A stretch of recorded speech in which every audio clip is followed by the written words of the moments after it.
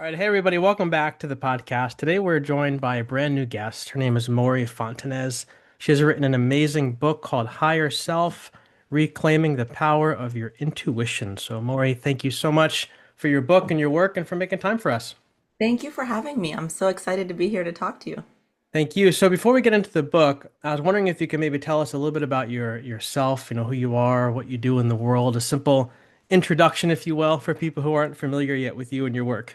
Yeah, sure. I am an intuitive life and leadership guide. What does that mean? It's a bunch of words. I work with people who are in the midst of some form of life transition, transformation, change, to help them reconnect to the part of themselves that has all the answers that they're looking for. I really believe that we are far too conditioned to be a self-help culture that says that we're broken and that the answers are outside of us. My purpose is to remind you that it's about self-trust, not self-help, and that the Mhm. answers are inside of you. So I reconnect you to that inner knowing or intuition so that you have this evergreen system inside of you that can always be your resource. And for me, that has provided so much freedom in my own life and so much empowerment that I wrote Higher Self because I felt like I needed to hand this roadmap out to everyone and say, look, you can tap this knowing and live in a freer, more empowered way too. That's right. That's so good. Yeah, we are going to have a wild conversation. I could feel it. All right, I'm so ready. yeah, I'm so ready. all right, so your book is called Higher Self, like you said, and Yeah. I think I mentioned it in an email, maybe with your team, or maybe it was on Instagram. I don't remember, but I come from an evangelical Christian background, as Yeah. do a lot of our listeners, and we are in this place of deconstructing, rethinking what we believe about God and life and faith and all the things because we're realizing that some of the ideas that we were handed in regards to how we were taught to view ourselves and view the world maybe aren't all that healthy. So, in this tradition that I was raised in, that again, I don't really align with anymore, this term higher self, intuition, true self, the divine, it was all like kind of new age. It was labeled as new age, woo woo, very ego driven kind of thing, like all about me, me, me. So I was wondering, since that phrase higher self might carry some baggage for people, I know you briefly just mentioned it, but if you could take us like a little bit of a crash course on exactly what this term refers to, because we're going to be using it a lot, I'm sure, as we go forward, and maybe how your book can help people wade into these waters a little bit. Yeah. Look, I want to start by saying any system Mhm. that is convincing us that we have to be beholden to something else is not there to allow us to meet the truest version of ourselves. Mm. That there's another desire in any system that is convincing us that we are not the answer. What does that system want? It wants to be the answer, Yep. right? So I think that, the reason that terms like higher self, which I know you asked me to define it, are considered new age or woo woo is because I actually come from a PR background. Mm. It's a PR campaign, it's a slander campaign against this empowered knowing of the self. And it's been done masterfully for Mm. centuries.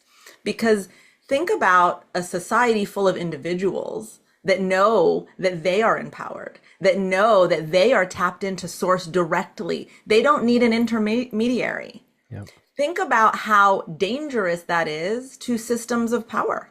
Yep. Then all of a sudden, you don't need those systems any longer. So, higher self is simply this: when your soul chooses to incarnate in this lifetime in a body, it is doing so because it wants tangible life experience. It wants to touch, feel, be sad, be happy, have all the experiences that come with life.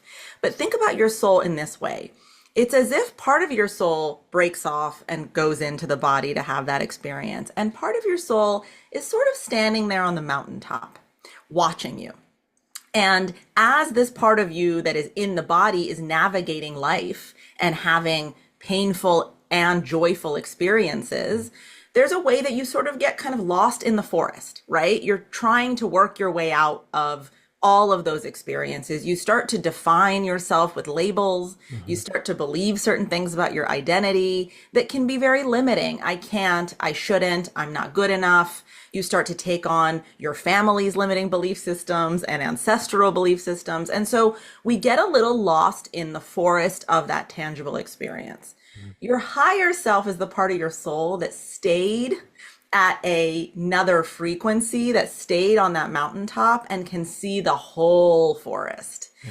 and is gently just guiding and nudging and saying, go left, go Mm. right. No, no, no, you can.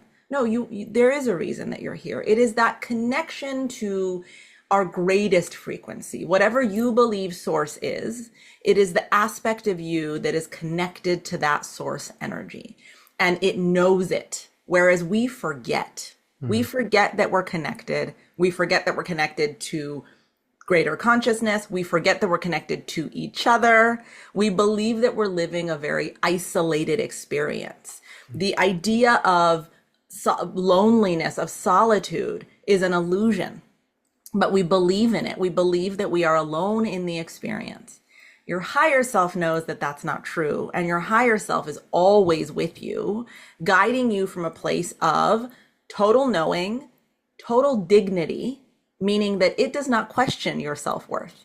It Mm. understands that you are a divine being, that you are a valuable gem Mm. just by existing, Mm. that you have chosen this place that is a hard place to learn lessons, right? Earth is, look around you. It's Yeah. not the easy, it's not a cakewalk.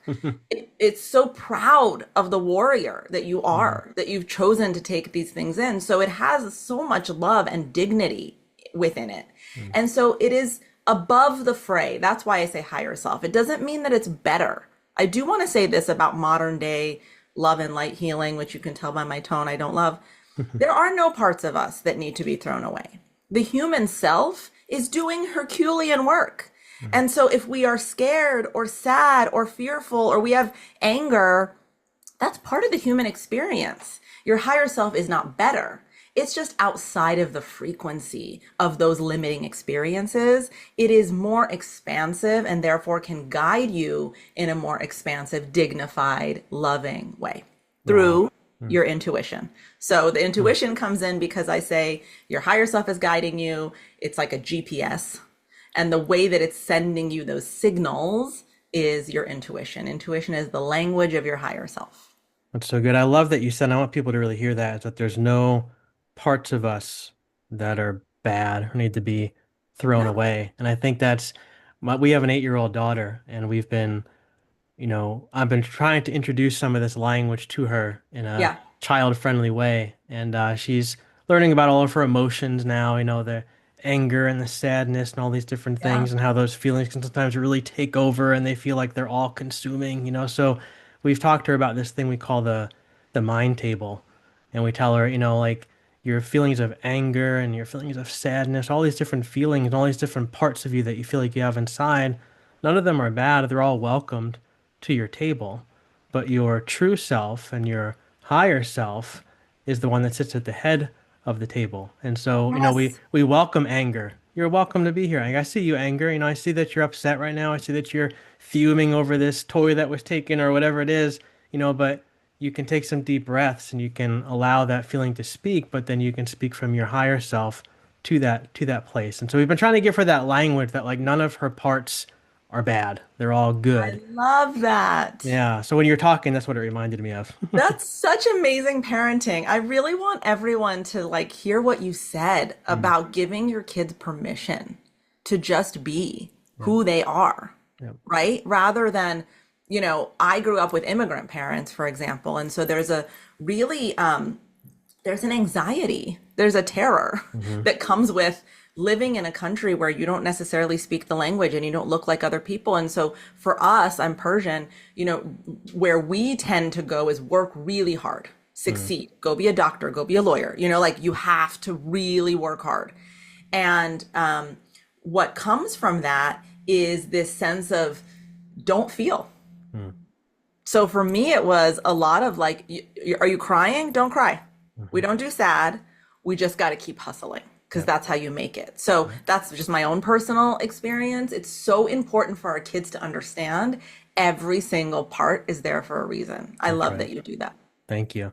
One of the Yeah. things too that you were talking that really made me think back on my own life experiences. Like I was really taught in the church. I went to Bible college, I went to seminary, Mhm. trained to be a pastor, and I was really felt like I was, and as I reflected, I was taught to distrust myself. Like Yeah. I was taught to always rely solely on the external authority, like the pastors, the professors, the select authors that were approved by pastors and professors. No, because there's always people know better than you. Like it was almost like they knew better of what I needed than I knew for myself. And so I was always taught to kind of silence the inner voice. Yep. And so I was wondering if you could maybe speak a little bit about some ways that maybe someone who has a similar experience to mine can come back to beginning to trust that inner wisdom that they tried to silence for so long. And then also, like, maybe a little bit more about why is that inner wisdom so important for everyday life? And that might seem like an odd question, but I think for many of us who were told all of our life that that voice is bad, I mean, I can remember being told that that voice inside is a demon. And so it needs to be it needs to be silenced, it needs to be cast away. So the Yeah. idea of that being good can actually seem kind of foreign and maybe scary to somebody who was always taught that it's not. Yeah. You know, when you say that, my heart hurts Mm. because what is so true is that so many of you listening, so many of us, when you are in an organized religion, for example, it becomes so much about creating, you know, minions. It can become Right. create so much about like everyone needs to be on the same page. I don't want to Hmm. say anything that's derogatory, but we want collective thought, right? When we're trying to organize something, it's easier for that thing to be organized when everyone is in a collective thought pattern. And so the self becomes so dangerous. But what hurts my heart is we're so little when we're taught that. And so there's this like rejection of our true self that happens. And the reason I think that it happens so easily is because there is this core wound in each of us. I've coached hundreds of people. I've never met a single person who doesn't have this wound that at some level believes I'm not enough. And those organized systems really know how to play on that, even if it's subconsciously, because guess what? Those are human beings who also have the belief I'm not enough, right? So, what does I'm not enough need? It needs to be told, oh, well, what it needs is to believe that it is enough. But what works, the way that you can control that I'm not enough self is to say, that's right, you're bad. Here's how you can be better. If you listen to me, you'll be better. And we're seeing that happen across this country, regardless of your That's politics. right. That's right. Right? Like Yep. the idea that we all of a sudden can't trust ourselves, therefore we can't trust each other. So now we have to fear each other. And now we're in this fear mode. Well, what a great way to control people. That makes the system work, right? Totally. It's like, oh, you're scared? Great. Now Yeah. you should listen to me. Yeah. So, I think that the first thing to do when you're trying to go back onto this self-trust journey is to just ask the question, who does it serve for me to believe I'm not enough? Mm. Who does it serve for me to believe I don't have the answers within me? Does it truly serve me? And really ask yourself that so that you can come to your own organic answer. Is it in my highest good, my best interest to believe that I don't have the answers, Yeah. that I'm bad somehow, that someone else knows better than me? Once you start to examine that, and by the way, that's not an overnight thing, that takes years, right? Deconstructing all of that conditioning takes a really long time. But as you start to ask that question, a little crevice opens up, which is, might I be enough? Might I have the answers? Huh. And that question to me is the most exciting question in your soul's journey, because that's when you start to reconnect to the truest part of your spirit, who, by the way, that higher self who's been whispering to you, even when you forget it, even when other people tell you it's bad and villainous, it doesn't go anywhere. Mm. That's how much it loves you. And so when you create, just by asking that question, who does it serve? When you create that little space between yourself and the belief that you're not enough, guess who comes rushing in? Your higher self. Mm. All of that intuitive knowing starts to get a little louder. And that relationship, I say in my book, is like a dance. Mm. It's like you're learning a new dance. It's 5 steps forward, 15 steps back into fear, into conditioning. And then, wait a minute, there was some evidence there that actually, when I listened to this knowing part of myself, X, Y, or Z worked out. That's right. Or, I showed up in a Mm. way that felt good in my body. Or I suddenly wasn't so filled with anxiety and fear. I just had this like calm, this moment of calm. Whatever evidence shows up, that stacks up. And our brains are built for evidence. Mm. The more we experience it, the more we believe it. Listen, I had a high school history teacher I also write about who said, Mrs. Penn, who used to say to us, if you believe it, then it's true. Yep. That's how every religion in the world has ever succeeded. Mm. If you believe it, then it's true. That is no different when it comes to higher self. If you believe it, then it's true and it's louder and you can create more evidence for that aspect of you. So I think you have to separate yourself from the belief and then you have to start to get curious. Who else is there? Is it true that I might have the answers? And start to look for that evidence and allow it to build up in your life. I guarantee if you're listening right now and you took a minute, you paused this and you looked back in your life and you said, what's a moment I just knew something? I just Mm. knew it. No one told me. I just had a feeling and I listened. What happened? What was the outcome? Yep. There's your evidence. That's right.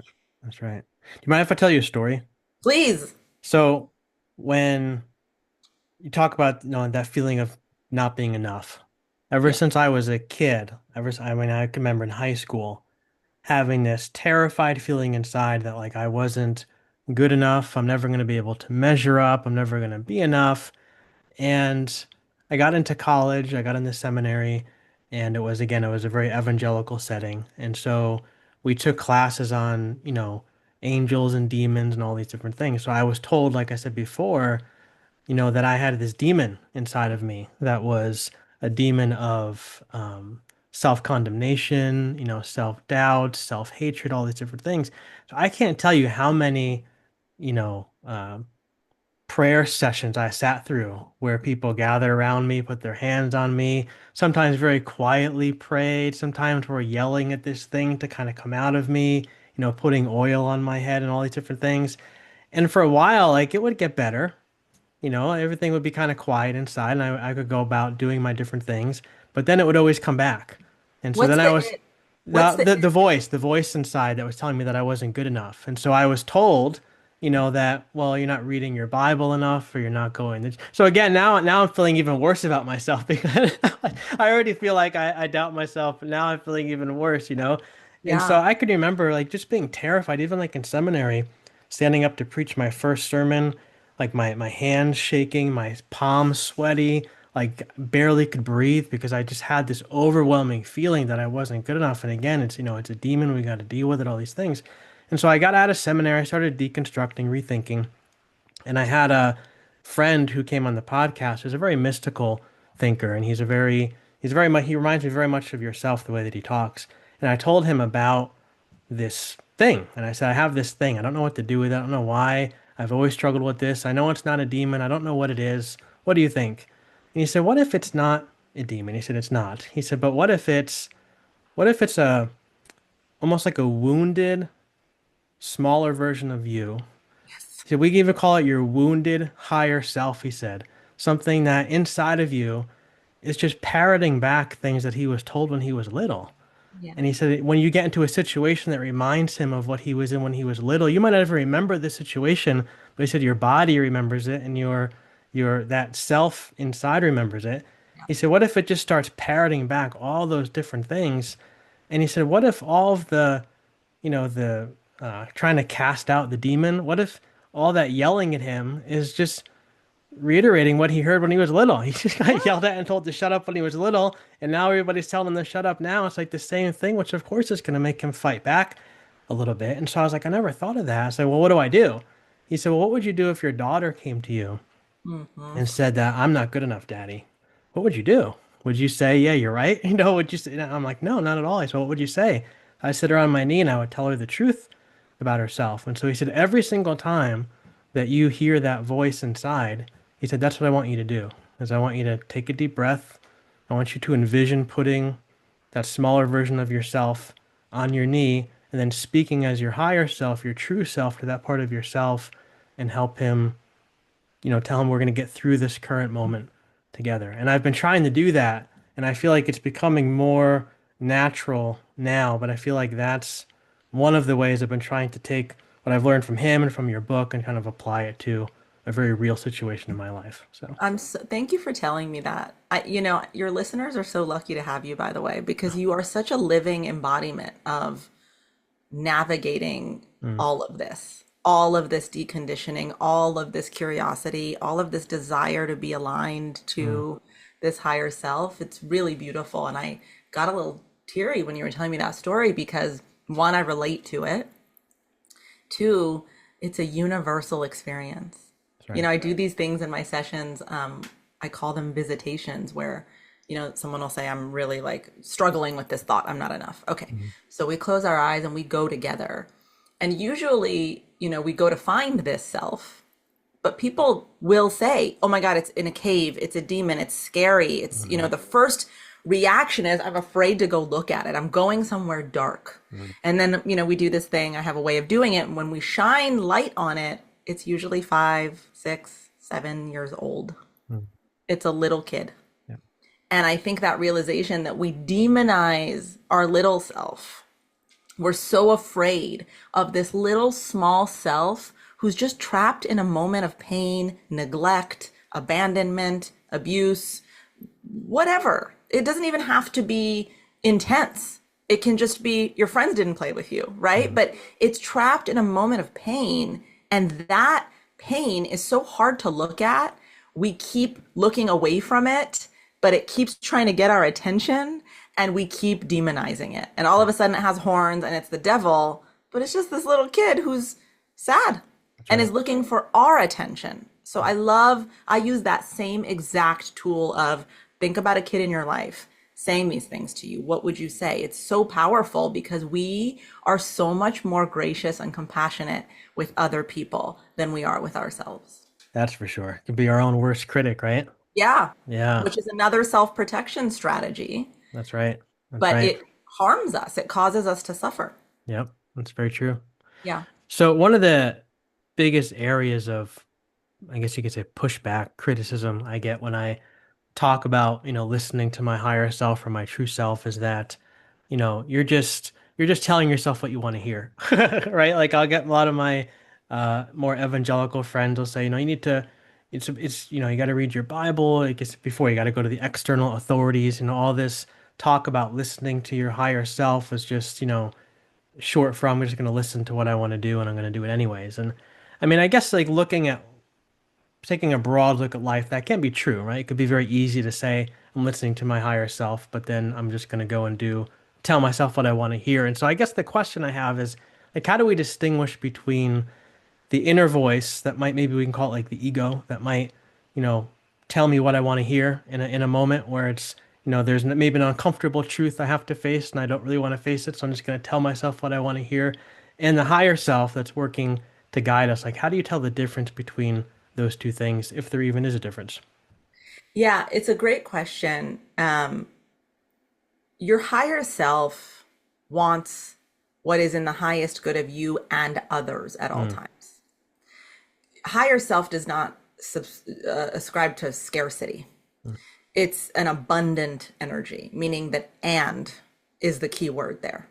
You can have what's in your highest good, and others can also have what's in their highest good. Another notion that systems of control don't want us to believe in. right. But when that is true, your higher self is going to be pushing you towards your truth and living your truth in a way that doesn't harm others Mm, or yourself. And part of that is accountability. We don't talk about that enough in our spiritual journeys. Accountability and shame and guilt are two very different things.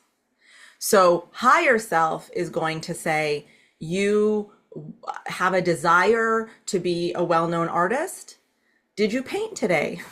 Mm, That's accountability versus you want to be a well-known artist. Well, there's no way that you can do that if you don't paint today. mm. You hear the difference in the tone? Big It's difference. similar information. Hmm. It's just delivered differently. So I guess I would say to the person who said you're telling yourself what you want to hear, my first question is, what's wrong with that? Mm. What about you, sir? I'm assuming, ma'am. Do you not trust? Mm. Because when someone says you're just telling yourself what you want to hear, what I hear is that they themselves are afraid of themselves. They are afraid that if they were in the driver's seat, if they were the ones calling the shots on their life, that they would call the wrong shots, Mm. that somehow their intentions are bad, Mm. that somehow they are deeply inherently flawed. And therefore, if they told themselves what they wanted to hear, they would be telling themselves bad things Mhm. or telling themselves things that are harmful to others. When you're aligned to higher self, you are listening to yourself. And oftentimes it is what you want to hear because it's you, it's the Mm. truth of your spirit. Here's the thing, another thing that is villainized: our desires are intelligent. Our desires, the things we truly want at the core of our being, are there to push us towards our purpose. Mm. Otherwise, we wouldn't want them. Systems that want to have control and want to have the things they want and believe in scarcity believe you can't have what you want. Mm. So desire has been villainized. And so if someone's saying to me, you're just telling yourself what you want to hear, another clue to me is, are you afraid of what you want? Are you afraid that what you want is somehow inherently selfish or bad? Mm. And first of all, is that actually true or is that your conditioning? Mm. Does That's that so answer your good. question? Yeah, that's Okay, good. huge. Yeah, and while you're talking, like I'm even thinking about the art behind me. You Oh, it's commented on it. amazing. Thank you. Yeah. Commented on it before we record, but Yeah.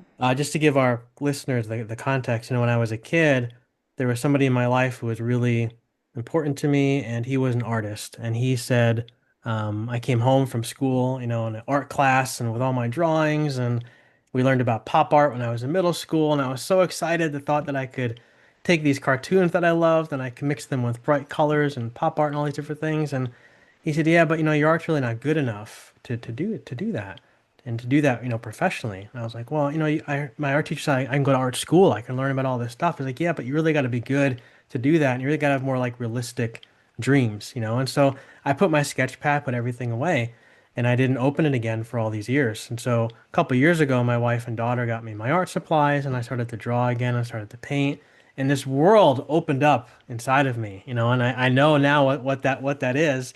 And I was just so excited. I'm like, man, no wonder I loved this when I was a kid. Like I forgot about this joy. I forgot about all these colors, what they do to me, going to bed at night with paint on my hands, having created I just opened up this whole thing inside of me. And I started to post my stuff, and people are like, "Oh, can I buy that?" And I was like, "Why would you want to buy it?" That was my first reaction, was, why would anybody want to buy this? And they said, "Well, because it's so great. It brings up all these feelings inside of me when I was a kid." And I was like, "Oh, cool." And so I was like, "I don't know. I mean, just name your price and you can have it." So I started to do this thing where I put my paintings online, and I have like a suggested price or whatever based upon how much time it took. But I have a asterisk, and it says you can have it for whatever you can afford. And even if you can't, I'll just send it to you. And I've given away so many for free, but I've had so many people say to me, like, that's kind of like not a very good business venture. You want to make money with it, blah, blah, blah. And I'm like, what? But something inside of me says that's not what this is about. Like for me, it's about the creation of the piece is what brings me the joy. And when I Yeah. see somebody who gets it in their hands and they send me a picture with their face beaming next to this cartoon character that they loved when they were a kid, and I can see the expression of a child on a grown-up's face, like I said, that is what does it for me. And for me, like that's what the inner voice is telling me to do. And even though the system, want to call the economy, the capitalist system that we live in says that's not acceptable, but there's something inside of me that says this is acceptable and this is the way that we're going to do it. So, Yeah. And how powerful is that feeling inside? yeah. That like Yeah, that's what truth feels like. that's It's right. undeniable. I was telling a client yesterday, I was like, you are inevitable Mm, because what you want lights you up when it occurs, and therefore you keep going towards it. It is inevitable. that's It right. is that powerful. It is so powerful. It makes people who want control afraid That's right. because it is the most powerful energy inside of someone's system. Your purpose, your Yep. desires, the Yep. joy that comes with it. And think about having a purpose like you do, which is to remind people of their childlike joy in this moment in history, Yeah. right? Like, Hmm. God, we need that. Yeah. We need that desperately. That's not just nothing. That is a lifeline Mm. for some of us. I said to you before we started recording, I was like, oh my God, I look behind you and I feel like I'm 7. Right. And like that is so that's a gift you just gave me. Mm, That moment touching that like sunlighty, warm Saturday morning, my mom's making pancakes, life is good that's right. feeling. Yep. What a gift. Yep. Yeah, I was saying to my wife the other day, I'm like, painting this stuff when I'm making them reminds me of that Saturday morning bowl of cereal. Mom and dad are still kind of Yeah. sleeping. There's not a worry in the world, and everything is great. And all I really Yeah. care about is the next cartoon that's coming on TV, Exactly. It reminds me of a different Exactly. time. Yeah, exactly. I mean, look, it's making me emotional. I'm very emotional today, Glenn. We're bringing out all the emotions today. Yeah. All right, so a personal question for you. We kind of just alluded to it that we live in a noisy world. There's a lot of stuff that's going on, and there's, social media, the news, there's tons of divisive rhetoric, as we talked about before. How can we cut through the noise in order to really get in tune with that higher self? Like, what are some practical ways that you use these times to kind of tune inside? Because for me, like when everything out there is grasping for my attention, and I feel like I'm being pushed to be angry, outraged, opinionated about something different every single day, it could be really hard to kind of, be still, listen to that quiet inner voice. So, what are some things that you use, some tools on a regular basis that work for you? Self-awareness is the most important tool. And what I mean by that is like really paying attention to how you feel when you're consuming different kinds of Mm. content. I had this awareness, I'm on Instagram. A lot of what I do has to be on social media so people can find me. That's the nature of So I found you. selling a book. Exactly. In this world and spreading your message. I think for me, my purpose is every single human being on the planet hears this message and feels freed by it. Hmm. So I have to be on social. I say have to be because I became really aware when I was scrolling, I think it was about 2 months ago, like I feel really bad. I feel sad. I feel scared. I feel anxious. All these negative feelings exist. And I'm lucky enough, I've created the kind of life where I live near the ocean. I Mm. have access to going to walk by the beach. I'm looking at the ocean right now. Mm. I wasn't even looking up anymore. And I just decided, you know what? I don't want to feel this way just for 5 days. So I took Instagram off my phone because that's my drug of choice. Um, Yep. and I just said to myself, it's an experiment. You don't have to do this forever. Just see how you feel. It was life changing. Truly, my kids even said to me, I have teenagers, they're like, Mom, you're so much more present. Mm. Because the other thing I realized, which was terrifying, is like, oh my God, I had so much time on my hands. I was almost bored, Right. which is like, I run my own business. I have 2 teenagers. Like, I have a full life and I was bored, meaning that is how much time I was spending mindlessly in between the fridge and the frying pan scrolling. Yeah. Like, it eats up our time. So I'm not here to villainize it. I know that it has so many positive aspects. It can also bring joy. I always say, like, you look at my husband's feed, it's all puppies and skiing videos and stand-up comedy. It's Right. amazing, right? Like, that's what he's cultivated. So the Yeah. second thing I'll say is instead of putting it down, if content on your feed is making you feel bad, maybe start going towards the things that feel good, that feel light in your heart, Mm. that feel like you can soften a little bit. Like you don't have to be so on guard. And I think this is what's really important for people to understand. I also really believe we can't bury our heads in the sand. Mm. We have to understand what's happening in the world. We have to stand up and speak up for people who don't have voice, don't have access, don't have platforms. And if you follow me on Instagram, you'll see that I do that. But it doesn't mean you have to drown in it every day. Yeah.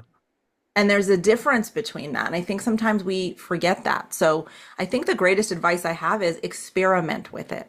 Yeah. What if you set it down for 48 hours? How do you feel? Pay attention to how you feel and go towards what feels lighter, what feels more fulfilling, what feels more in line with your truth. If you feel tight, if you feel contracted, if you feel scared or angry or anxious when you're consuming something, set it down. Yeah. You don't have to suffer. Mm. Yeah, it's funny. I feel like that makes me feel less alone and less crazy because I've kind of done a similar experiment in the last, I guess, month, and I'm kind of still in the middle of Me it too. I because, didn't put it back on. I was like, I yeah, don't want to put it back on. right. I feel like for me, like I remember back when the election was really starting to heat up, and I was in on Facebook and Instagram and reading comments and watching videos and clips and reading articles. And I found myself getting very angry like all the time. I was like, this Yeah. is ridiculous. I can't believe this. I can't believe that. Look what this person said. Yeah. And I just was feeling just this anger, this judgment, this like shaming kind of feeling. And I thought to myself, I had this moment where I was like, when I was on the right, when I was an evangelical Christian, I was angry about everything because that's what we were told to be. You have to always be on guard against what everybody else, is going to take down your beliefs and those people are the problem and all these different things. Then I moved over to more like the left, more of the progressive world. And I was like, I'm feeling the same energy that I felt over there. I'm just directing it at a different person. Like right. Exactly. Have I really changed all that much, or have I just changed the direction of my anger and my being upset? And I Yeah. said to my wife, I'm like, I'm finding it hard to scroll through social media, read these topics, and develop my own opinion about things because I'm always reading everybody else's opinion. That's what social media is. I mean, there might be a link that's posted, but it's with paragraphs of commentary about what the person thinks. To be honest, I'm reading their commentary. I'm not really reading the link, and then I'm reading the comments. And so I said, it's really hard for me to really understand what's going on in the world and develop my own opinion about it. And so I went through this phase just, I started just at the end of the summer. I took Instagram, Facebook I moved it off my home screen because I manage it for other people. So I still have to go in there on their accounts, but I removed my accounts and I haven't got in there until recently to do a couple updates for the podcast. But it's really helped me like a lot. Like I feel like I'm much more clear headed. Like you said, I feel like I have a lot more time on my hands. Like I have a stack of books that I'm actually reading for me, like that I want to read. And Yeah. I feel like I'm not going to my phone all the time when I'm bored, and Yeah. then I get stuck in a rabbit hole, and then I'm angry when I come out of my boredom because of whatever. Like everything has changed for me, but I feel like to the point of the original question is that's really helped me hear that still quiet voice inside because I've purposely muzzled, so to speak, the louder voices that are screaming around me. So I think that's really Exactly. solid advice. Yeah. It's all angels and demons still, right? Yeah, These people are good, these people are bad. that's And right. you know what? I think it's time for us to all wake up to it and be like, oh, look at all of this projection, That's this right. internal projection of shame and guilt and hatred out on others. We have to reject that. And I think taking a break from it helps you to just quiet yourself down and say, oh, I don't have to actually hate anybody. That's Yeah, not a helpful emotion yeah, for me.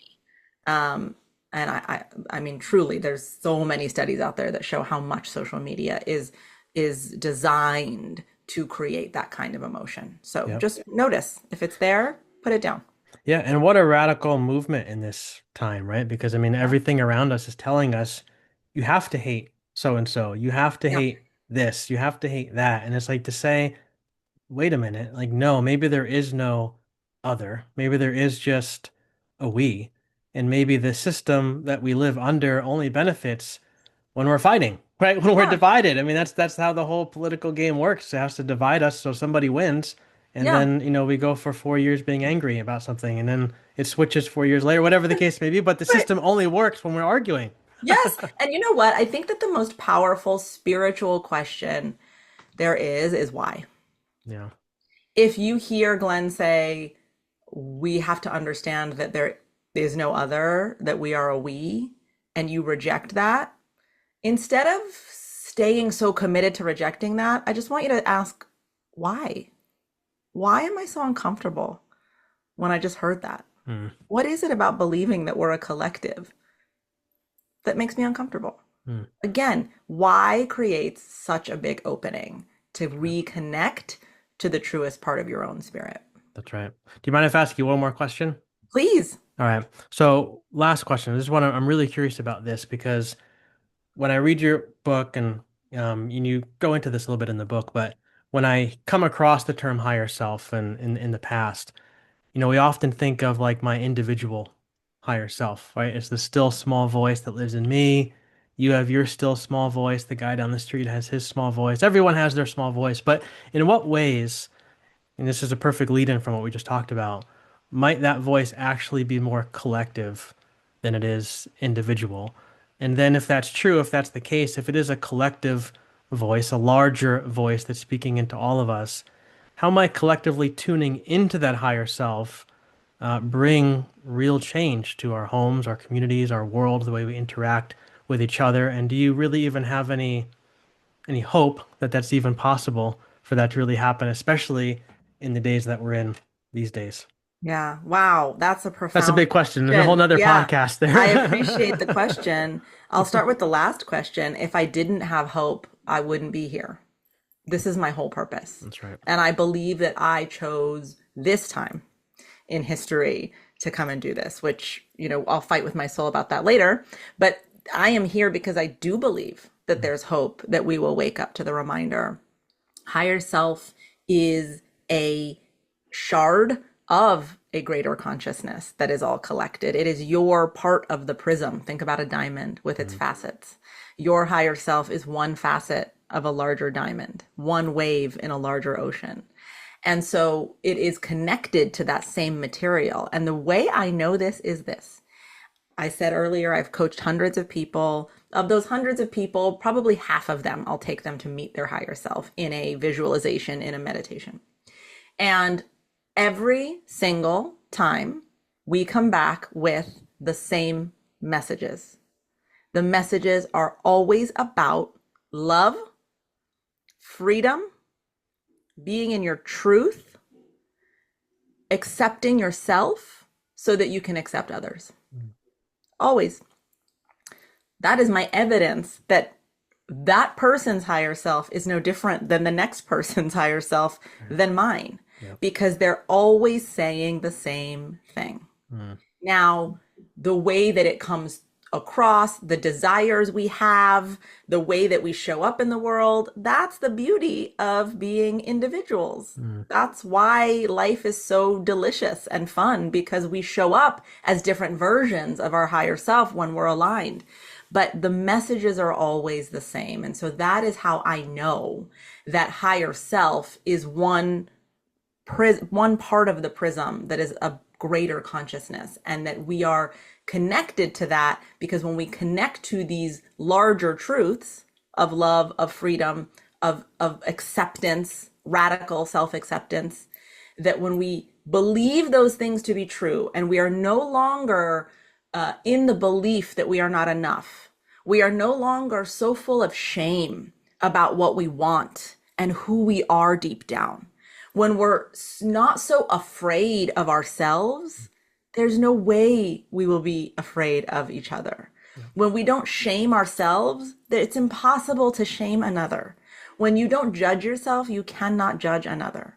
So this work on understanding self to your highest frequency is a collective work, Mm, because then you are free of all of this self-doubt and hatred and shame. And when you're free of it, you don't use that tool on other people either. And that naturally and organically brings us together. I want us to understand something.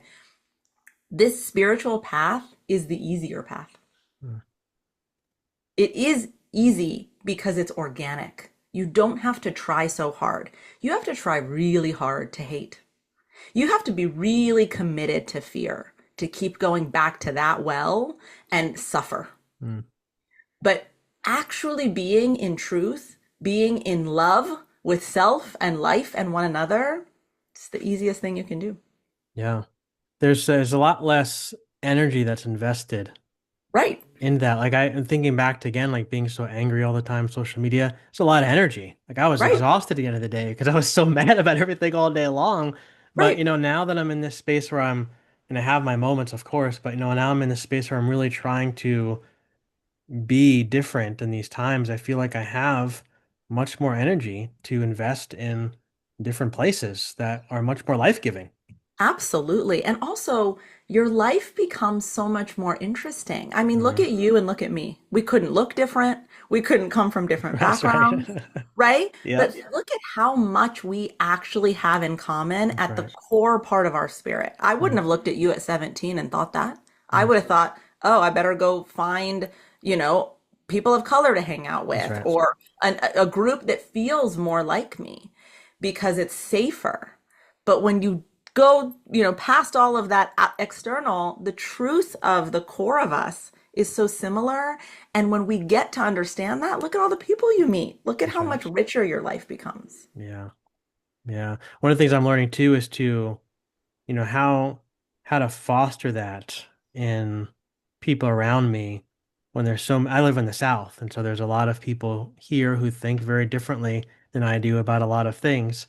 Yeah, And, the trick for me, though, what I'm learning is to approach those people without judgment and yeah, without feeling shame towards them, yeah, but to try to respond to them from their try to respond to the true self within them as yeah, opposed to the outside that sometimes portrays who we've forgotten who we are, if that makes sense. Like trying to remember absolutely. that my neighbor up the street who maybe thinks very differently than me in terms of politics, religion, whatever, you know, he's more than his beliefs and his Right. politics.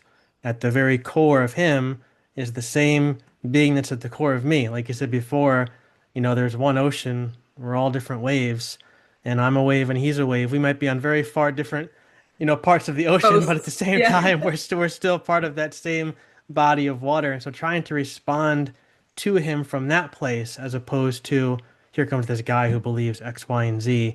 Yeah. I feel like for me that's helped create some empathy, I guess you can say, which hopefully in the long run will foster the same in him, and hopefully there'll be, more communication, whatever. So better Absolutely. energy.